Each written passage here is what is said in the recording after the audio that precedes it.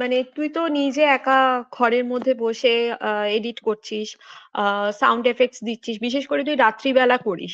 তা সেই ক্ষেত্রে হুম। কোথাও গিয়ে কি তোর নিজের একটু ভয় ভয় কি লাগে? মানে আমরা তো আমরা যখন ভোকাল আর্টিস্ট যারা রয়েছি, হয়তো আমরা কেউ একটা ভূতের একটা ভয়েসে করলাম, বা একটা হাসির শব্দ দিলাম। তো হুম, সেই হুম। ক্ষেত্রে মানে কখনো এই রাত্রিবেলাটা একদম নিস্তব্ধ চারিদিক, তো সেই ক্ষেত্রে কি নিজের কি কখনো কোথাও কি ভূতের ভয় ঠয় হয়?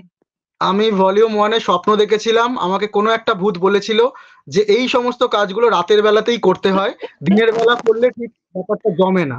এবং সেই কথাটাকে আমি মাথায় রেখে আমি রাত 8টার পর থেকে গল্প এডিট শুরু করি সাধারণত। 3টে 4টে, কোনোদিন এরকমও হয়েছে ভোর 5টা 5:30 বেজে গেছে। তো হয়।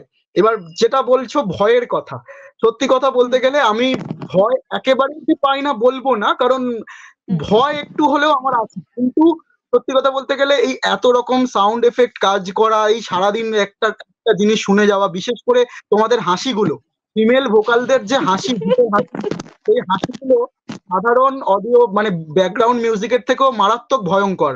তোমাদের মেয়েদের হাসিগুলো, ভূতের হাসিগুলো বিশেষ করে। তো ওইগুলো কোথাও যেন আমার মনে হয় যে আমি ভয়ের থেকে আমার আশেপাশে যারা আছে তাদের কোনো রকম যেন হার্ট অ্যাটাকের সমস্যা না আসে।